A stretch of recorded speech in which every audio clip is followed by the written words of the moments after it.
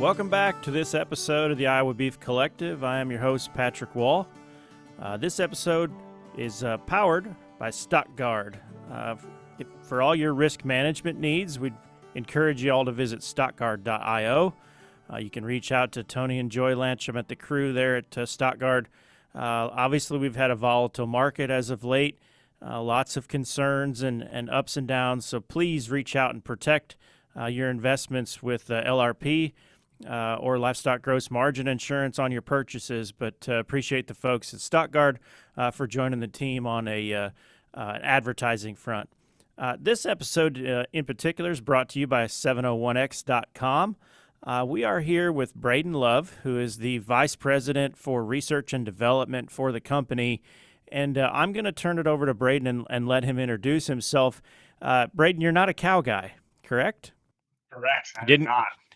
Didn't grow up around livestock, but let's kind of give us a snapshot of what you do for 701X and maybe kind of your career path that landed you where you are with your company currently. Absolutely. Thanks, Patrick. Thanks for having me on. So 701X, there's probably some familiarity, but we are a smart wearable company for the livestock space, specifically focused on beef cattle. So smart GPS ear tags is kind of the technology that we focus on, and then a lot of auxiliary systems to go with it. Myself personally, have an engineering background. I'm from central North Dakota, so an ag state by and large, but didn't grow up in the cattle space or beef space at all. Went to school for mechanical engineering, and then in part there ended up at a firm that did essentially smart aftermarket add-ons for agriculture. So I think Bluetooth and Wi-Fi onto planters, aftermarket zone control, section control, things like that, that basically brought older equipment into the future, as well as some modern things. So got a background and some experience looking at how do we add cell, Bluetooth, GPS, those types of technologies to agriculture spaces that hadn't had it. When 701X was founded, our founder kicked off and was looking for engineers, and I happened to be looking for a different opportunity at the time.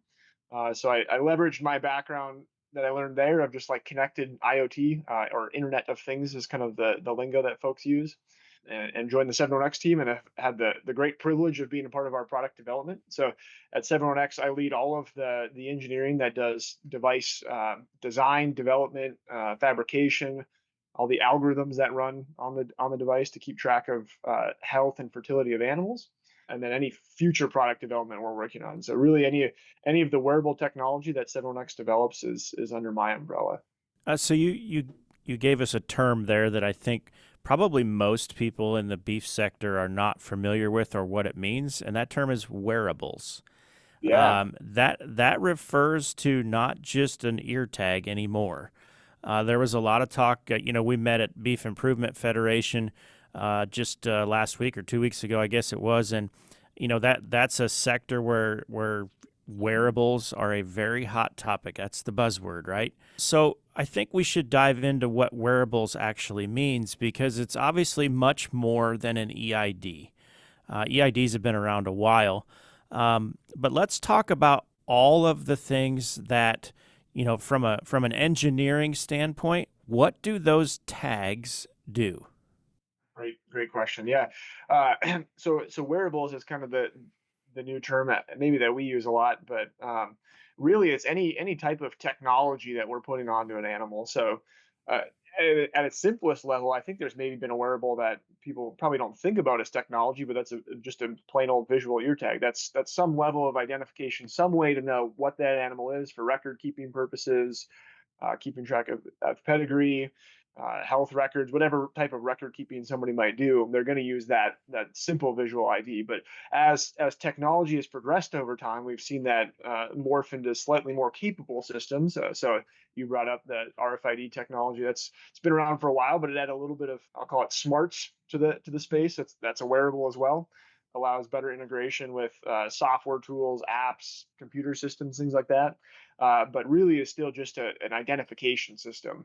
And where we've seen the technology and wearable space go now is more insight based. So For us, it's a GPS enabled accelerometer smart ear tag. It can communicate, it can think. It's kind of like a smartwatch or like a fitness tracker for an animal. So rather than just identifying it, now we know where it is, and with the benefits of AI and the advancements of that technology, now we can actually glean some insights. So maybe a brief example, we can get into it, some more detailed operations of our product, but a big feature we sell is bull performance monitoring. With the accelerometer on our board, our tag, and a tag mounted on a bull, we can keep track of his mounting behavior and his breeding behavior.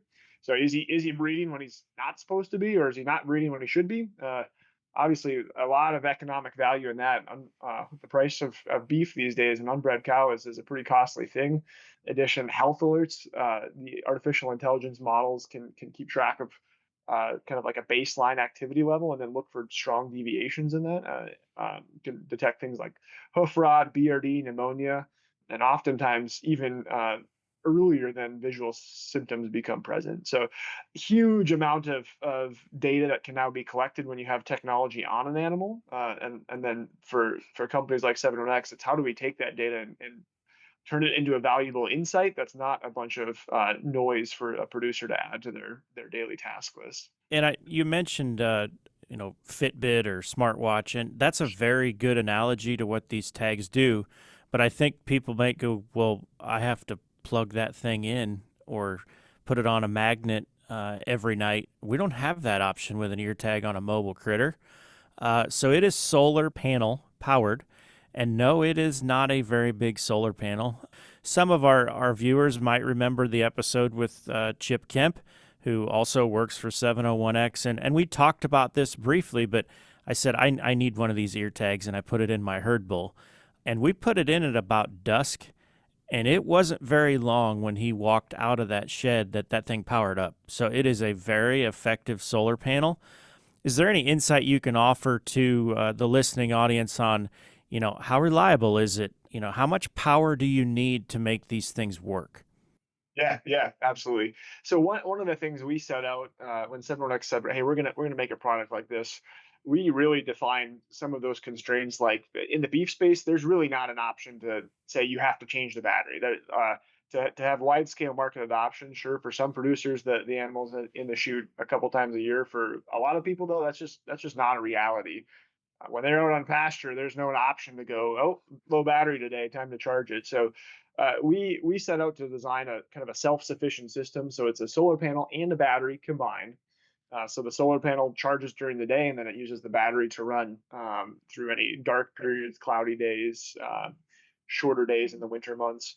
And we really use that as a strong constraint to say, hey, if this doesn't function by itself on the power front, there's really not an option to scale this market. That's just not feasible. So with that, we've had to limit some of the technology, but also as many people have seen, the rate at which technology evolves, especially in these small form factor devices, is so fast, and that's because everything's getting lower and lower power, and the batteries are getting better and better and better.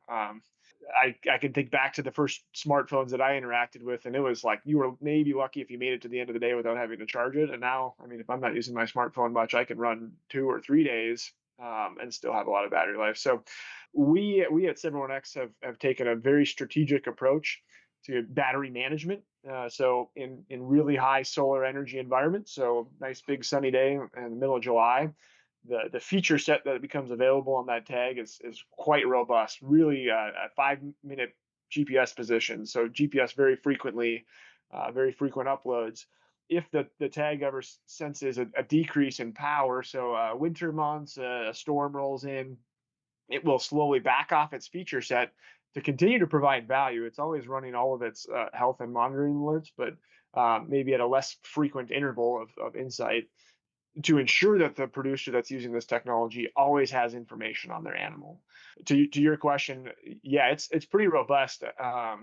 If you the way our system operates, if you were to say put it in a barn or completely cut off solar charging energy, it'll run for 2 to 3 weeks before it, I'll say, goes dark. But in reality, it's still collecting data locally on the tag. It just needs a little bit more energy to communicate off to the cell networks or the satellite networks. So it's very much meant to be a hands-off solution once it's implemented on the animal. There's no need for maintenance or continued interaction with the animal. I think it's important for the audience to understand, all this technology behind it is great and wonderful, but I'm sure some of them are just like, well, what does it do for me? Well, I can tell you firsthand, I put it in just my herd bull. That is half my genetics, and he is the most important critter on the farm. I know if his body temperature is normal. Now, I think for some folks, that's like, okay, whoop de doo. If he has a fever, you go treat him, right? How many bulls do we have go sterile in a summer that may be predicated by a sickness event that caused really high body temperature? Some of those sorts of health events that we might be wary to, that if you're in a single bull pasture unit, that is critical that you know when your bull is no longer mounting cows for whatever reason, whether that be injury, sickness, mind you, whatever. I know where he's at. I actually have a neighbor that runs an embryo transfer center right across the fence. He synchronizes a bunch of cows. It is very important for me and him to know that my bull is on my side of the fence. And Absolutely. last year we had an event where he wasn't on my side of the fence. So that stuff is pretty critical. I mean, neighbor relations. I'm sure you probably haven't heard that as a benefit, but in my case, it is. I get an alert on my phone if anything out of the ordinary is going on with that individual. I haven't even tapped into the breeding records, calving date, female side of the equation that we haven't even talked about. So I'll turn that over to you. And I think there's value in people knowing that you're not always going to get this right.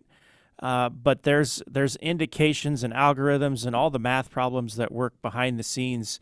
Maybe go through how you tested that out. What information did you get? What moving forward, are you continually refining those numbers? I assume that you are. Yeah, absolutely. Yeah, yeah. I think that's a good point to make. Is as with any new technology, there's a curve towards perfection. Maybe a true reality is that perfection doesn't happen right away.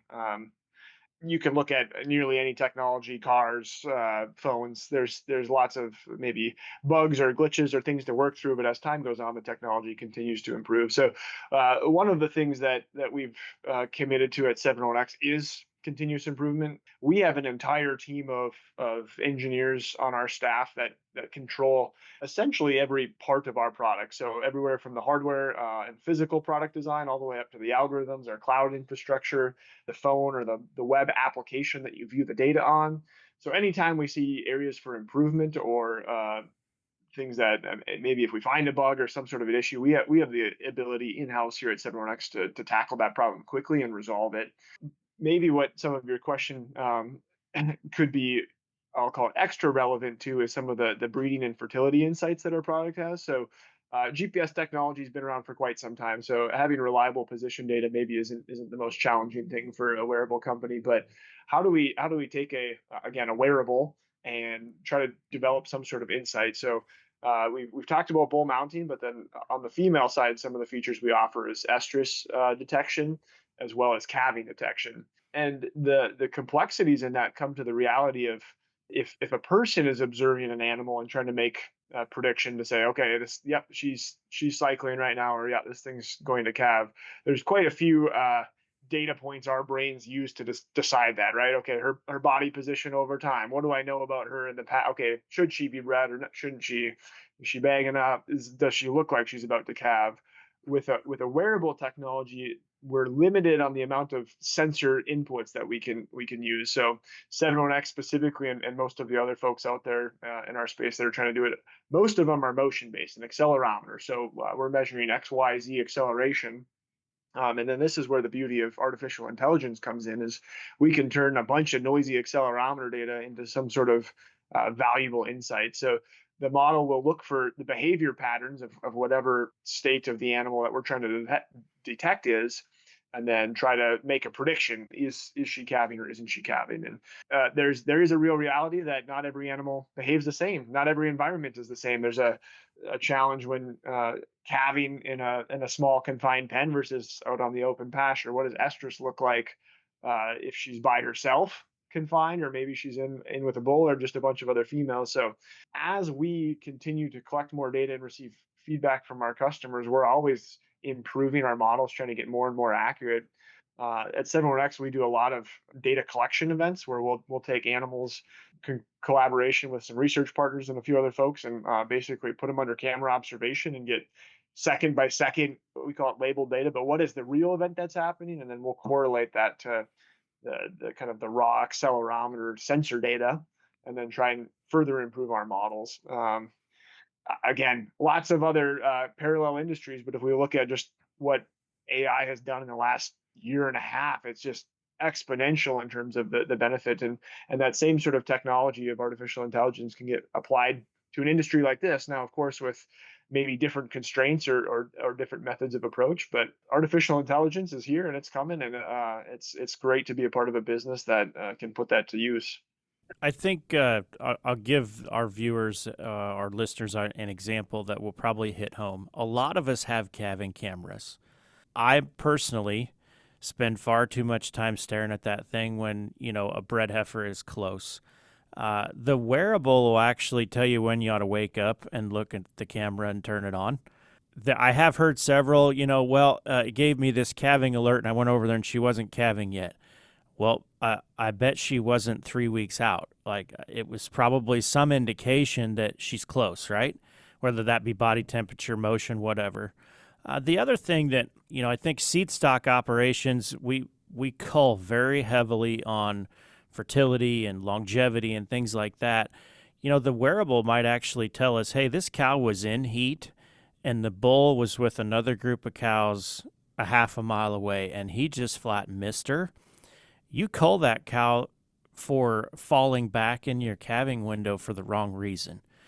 So I don't think we've even scratched the surface on what these things can do maternally in a situation where we run what we feel like is a pretty tight ship, but it can save us so much labor. And that was what our episode with Chip Kemp focused on, was how much labor savings are potentially involved with just throwing a tag in their ear. I guess, from my perspective, the only challenge that I had was getting the tag in the bull's ear. Yeah. So it is a two-pronged system. So for those that are familiar with, you basically punch two holes in the tag Yeah. or in the ear of the animal. Well, I'm running a horned Hereford bull. He wasn't a real big fan of that. Yeah. So it was a challenge to just get that thing in his ear. I visited with several folks about the orientation of Brahmins. Their ears hang a completely different direction. So I think the challenges that you as software engineers face, most cattle producers don't even think of. You've been at 701X a little bit now. What are some of the challenges that that maybe come to mind on, man, how do we get around this, and what data did you need in order to get that done? Yeah. There's really what we've observed ourselves at 71X here about the development of a wearable technology is probably three key technical challenges to overcome. One is power, which we talked about. How do you get enough power in, so either charging or a big enough battery, and then how do you keep it really low power to not consume so much so that the battery is not dead in a month or a couple weeks. The other one is we like to call it like mechanical fit up or mechanical durability. How do you take this foreign object and attach it to an animal in a way that they're not immediately trying to scratch it off, that's still valuable insight, and have enough technology packed into that? So size and weight is critical, right? Especially on an ear tag, you can't get this thing too big or it's just going to immediately rip the ear or slot out. Where do you put it? 71X makes ear tags. We've talked a little bit. There's folks out there making collars as wearables. Maybe benefits and challenges in both places, but how do you get this technology packed into a form factor that interacts with the animal well? So those two things, power and kind of like that fit up on the animal, and then the third thing is communication. How do we get the data from this sensor back to somewhere useful? And for anybody that's looked at the wearable space for animals, there's solutions that are Wi-Fi based. Okay, that's great as long as my animal's 50 feet from my barn. some of the other folks in the space are using like a tower-based system. I need to install some infrastructure, but then I get good communication in there. And then there's a class of product like ours that uses the cellular networks and satellite networks. So a rough rule of thumb is the further the data transfer goes, the more cost it is. So Wi-Fi, Bluetooth, pretty cheap parts to put on the board, relatively cheap to implement because everyone's got a $50 Wi-Fi router.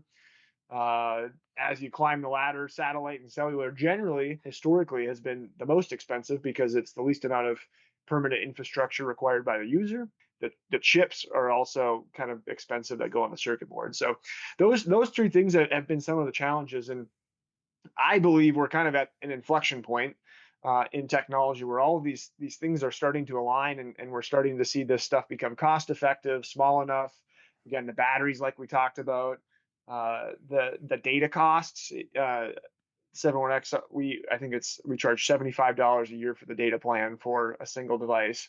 Well, that gets you cellular connectivity, that gets you satellite connectivity, that gets you the app. I think I pay $45 a month on my cell phone, but again, it's this IoT space where all of these technologies have come together. So, exploring how do you effectively do all three of those things: power, that fit up, and communication well in a way that fits the most producers, right? As the listeners of this podcast surely know, not every producer is the same.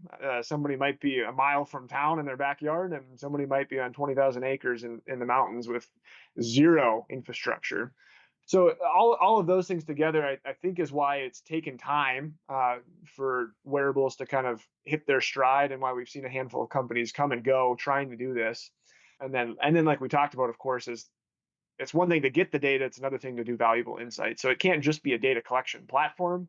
It needs to Right. provide actual value for commercial producers to be able to function with it. And that's where I think it's probably headed next, and that's obviously the most exciting part. For a purebred producer in particular, to be able to actually understand, is this calf really growing well, and this dam is milking really well, or is that calf just living in the creep feeder all summer? We Yeah. don't know that, but a motion GPS enabled, that tells us a lot more about animal behavior than we've ever had access to. So I think we're probably going to learn some stuff where we might not like Yeah. everything that we learn. But you mentioned the satellite piece, and I think that's key to maybe taking this stuff to the next level, because an alert that she's calving doesn't do you any good if you don't get the alert until she goes to drink water, Right. 24 hours later, where the hub is that you get all your data from. So the satellite piece is huge. Yeah. Um, the GPS thing, we live in Iowa. Our pastures aren't usually that big, but they're not that flat either. So the GPS thing, I can pull out my phone and I can tell whether my cows are up by the road or they're clear back in the trees. Before, I'd have to drive everywhere to try to find them. And there's big hilly pastures, southern Iowa especially, where we can't see. And there was some drone technology that was talked about for a while. Well, then FAA regulations and all that stuff kind of entered, and that technology kind of went away as fast as it arrived because of we just couldn't fly those things everywhere we needed to fly them in order to look at cows and assess health and all of that type stuff. This allows us to assess health without ever crossing the fence. So I think that type of stuff is important as well. You know, I'm a purebred guy, so I'm looking for different information. But there's application for commercials, the commercial sector here as well. Particularly, we're in expansion mode, or we're trying to, if it would rain where it's supposed to. Understanding the animal behavior of replacement heifers, that type stuff of making sure we get the right individuals back in the retention pen based on, how often do they graze? Did she live in the creep feeder, or is that one kind of really doing it on the grasses that we have? Body temp alerts. I live in southern Iowa where toxic tall fescue is pretty much all there is to eat, particularly in a drought year. Some of those animals just flat handle that grass better than others. If I'm getting body temperature alerts on cows, she doesn't fit the environment I've put her in. That Yes. Yeah. information is Let me huge. jump in really quick, just for clarity to users. So our product actually doesn't measure body temp, but what it does use is the overall motion of the animal. Uh, what we've learned both in our own research and talking to folks is usually if an animal spikes the temperature, you're almost too late to take action. And what we've observed is our health alert basically gets triggered prior to any sort of a temperature or fever getting spiked. Well, we don't necessarily measure direct body temp. You're absolutely right, Patrick. Knowing the health of that animal when that health or that health event is happening, or even prior, is really key. Just to maybe give a unfortunate but fun story about the development. 4 or 5 years ago, when we first were developing this health alert model, we running it in a test ranch that we work with, and tagged through a health alert on a female, and sent the ranch manager over to take a look at her and check her out. And response we got back as the engineering team was, something's messed up. I think she's fine. Doesn't look like anything's wrong. Next day, man, it still looks like her activity. Like, all this data is showing that something is not right. And sent him back over. No, no, she's fine. She looks great. And it wasn't more than 2 or 3 days later, she's dead. And we went, oh my goodness. And sure, yeah, and we took temperature and everything. And the reality is, and maybe even a good example, mammals are similar, but when you think about when you yourself get sick, usually you kind of feel crummy a day or two before things get real bad, and that kind of slows you down and does that. So our technology actually kind of picks up on the early phases of those sickness when visible symptoms aren't always present. Yeah, you feel like crud before your fever spikes and you need to put a Yeah, blanket on. Yep, yeah, I yeah, get it. exactly, exactly. Uh, so I guess from an engineer's chair, Sure. excuse me, where do you think you're headed next? On Yeah, the that's it. software front, on the research front, what do you need, or where you think you're going? So I like to think of wearables as a platform. So I'll start really kind of fundamental here, and then get into some more details. But if we look at, again, a parallel technology, smartphone. When it came out, it was a phone.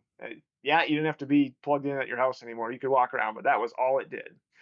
And now I do, probably 99% of my things on my phone is not making a phone call. It's functioning the rest of my life. And the Right. phone is a platform, right? Once we have data, communication, ways to interact with things, all of a sudden the possibilities are endless. So as technology has evolved to the point where we are today, we're now, okay, we have a way to collect data on an animal. We have a way to communicate that data back to a person, an app, something like that. Now the insights and the possibilities are endless. So you hinted at some of these things, but maybe even for a commercial guy, if you have our XT Pro tag on your herd bull, and XT Pro tags on the females, and say you're running a multi-sire pasture, so you have them on all your bulls and your females. Now you have bull mounting data correlated with estrus data. So who was cycling? Which bull was over there? Was it more than one bull? Was it just one bull? You mentioned that, yeah, there's a slight chance he's on the other side of the pasture and she's cycling and not there.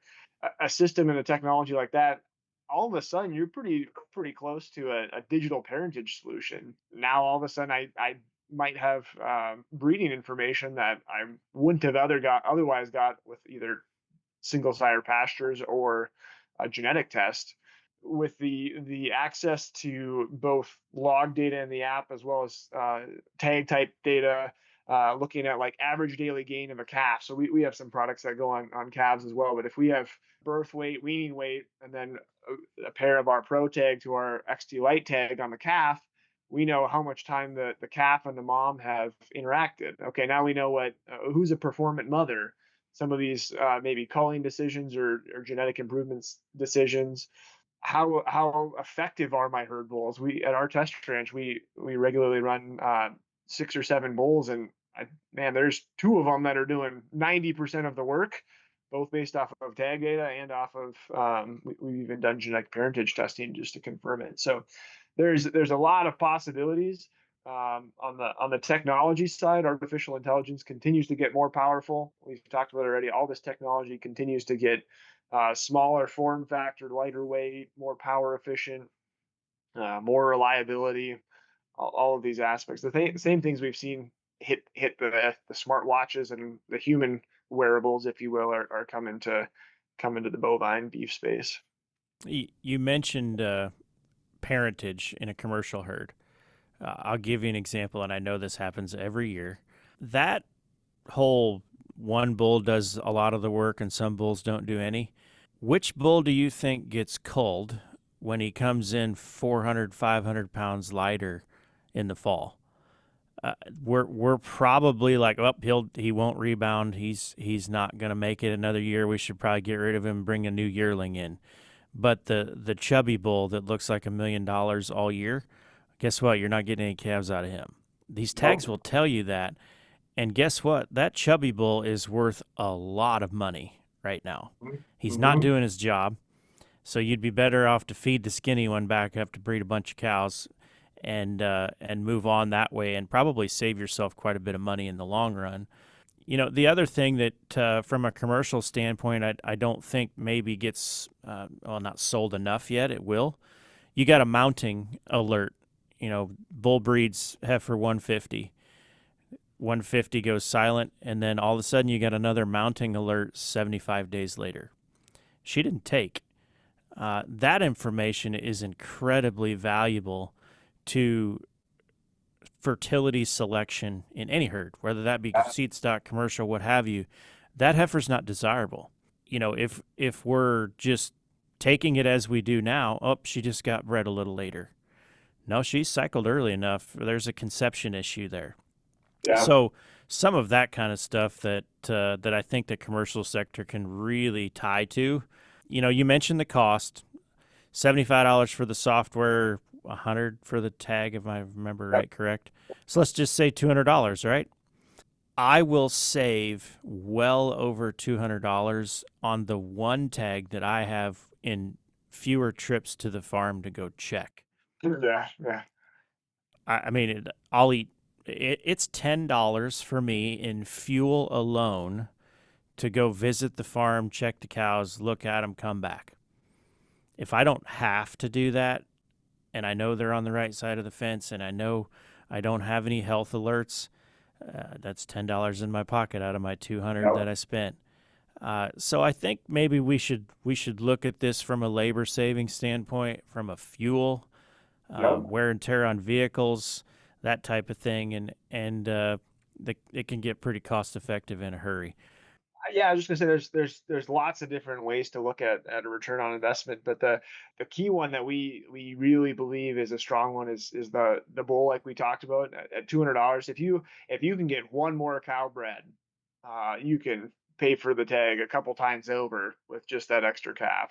You get those cows bred one cycle early, you get them bred on the first cycle rather than the third cycle of your breeding season. There's a couple hundred pounds at weaning. So the labor savings, like you mentioned, our hope with this technology is to not replace the rancher. Our hope is to give tools to the rancher to be able to do more with the resources that they already have. Now if you can run 100 more head because now you don't have to spend as much time driving around, or you have access to the data, or now this allows you to spend more time with your family, stay at your day job, whatever it might be. There's lots of tools that this is enabling folks to be able to run more efficient, more effective operations, so that as the modern era of ranching happens, more people can stay in business and continue to run cattle. Awesome. Well, I think that's a good place to wrap up. Braden, I appreciate you coming on. Really looking forward to what's next in the wearable space and what 701X can do. So thank you for joining us. As always at home, appreciate you joining in. Hit that subscribe button on the Iowa Beef Center page and on Facebook. We'll get you more episodes here. If you haven't noticed, we're gone to an every other week release. So every other week we'll have a new episode coming at you. We really, really need you folks to go online and show us some impact. Shoot me a message on Facebook, shoot me an email, Even text me if you know me, and give us some impact on how this podcast has benefited your operation. Something you've changed, decision you've made, something like that. And we'll use that to keep these episodes coming at you. Appreciate you joining in. Also, thanks again to the folks at 701X and at stockguard.io for joining us on the advertising and promotion front. Appreciate you joining in. This institution is an equal opportunity provider. For the full non-discrimination statement or accommodation inquiries, go to www.extension.iastate.edu/legal.